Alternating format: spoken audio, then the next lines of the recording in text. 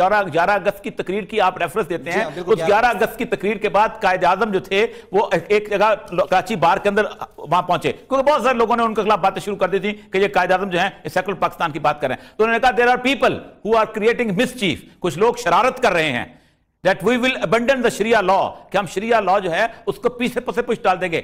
قائد اعظم کا تاریخی فکرہ ہے شریعہ لا is as applicable today as it was 1300 years ago. یہ آج بھی اتنا ہی نافذ العمل ہے جتنا 1300 سال پہلے ہے. میں تقریروں کی تقریریں اٹھا سکتا ہوں. اسٹیٹ بینک کی ان کی آخری تقریر جو ہے وہ ایسے ہے جیسے انہوں نے ویسٹ کے خلاف مقدمہ درج کیا ہوا ہے. ان کے حقوق ہیں, ان کے حقوق ہیں, اس سے کوئی شخص انکار نہیں کرتا. مسئلہ سارا یہ ہے کہ صرف احمدیوں کے خلاف اس ملک میں ظلم نہیں ہوتا. 50,000 لوگ جو مارے گئے ہیں اس دہشت گردی میں, کیا وہ سارے احمدی تھے؟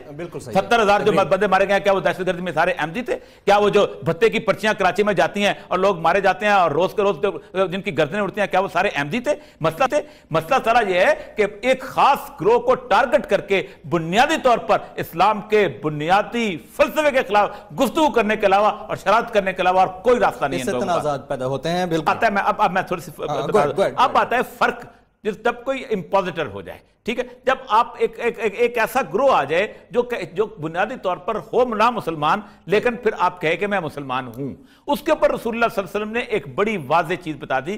جنگ صرف ان لوگوں کے خلاف ہوئی ہے کہ جنہوں نے رسول اکرم کی نبوت کے بعد نبی ہونے کا دعویٰ کیا. ایک دوسرا ہوئی ہے منکرین زکوٰۃ کے خلاف بھی, کہ جنہوں نے اسلام کے بیسک فنڈامنٹل پرنسپلز کے خلاف, کیونکہ جنگ ہوتی ہے کفر کے اوپر, جنگ ہوتے ہیں ریاست سے بغاوت کے اوپر. ریاست کی ڈیفینیشن کے اندر جو لوگ فنڈامنٹلز آف اسلام کو نہیں مانتے, بنیادی طور پر ریاست ان کے ساتھ جنگ کرتی ہے. اور یہ صاحب, کیا قادیانیوں یا احمدیوں کا تخلیق پاکستان میں کوئی کردار نہیں تھا؟ نہیں, تخلیق پاکستان میں تو ہر بندے کا کردار ہوتا ہے. میں نے پہلی بات تو یہ ہے کہ اس وقت تک ریاست پاکستان نے ان کو اقلیت ڈکلیئر نہیں کیا تھا, اگرچہ کہ مسلمانوں کی ایک اکثریت جو ہے وہ اس کو کہتی تھی کہ یہ اقلیت ہیں, اکثریت کہتی تھی, اور وہ بھی مسلمانوں کی اکثریت کو کافر کہتے تھے.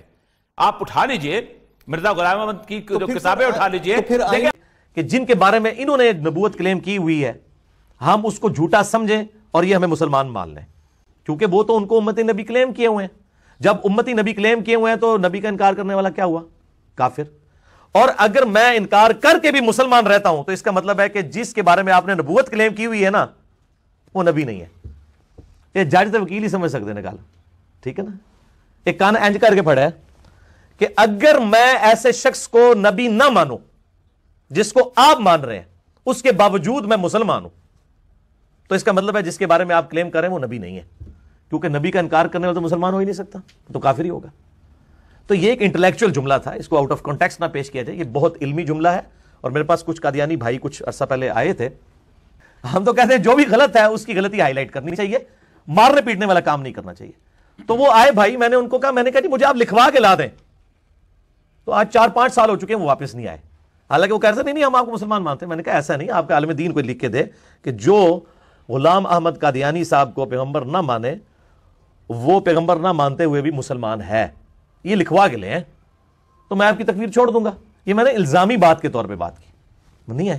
عبدالسمیع خان صاحب, مبشر بٹ صاحب آئرلینڈ سے پوچھتے ہیں, اعتراض کیا جاتا ہے کہ احمدی احباب غیر احمدیوں کو مسلمان نہیں سمجھتے, اس حوالے سے جماعت احمدیہ کا موقف کیا ہے؟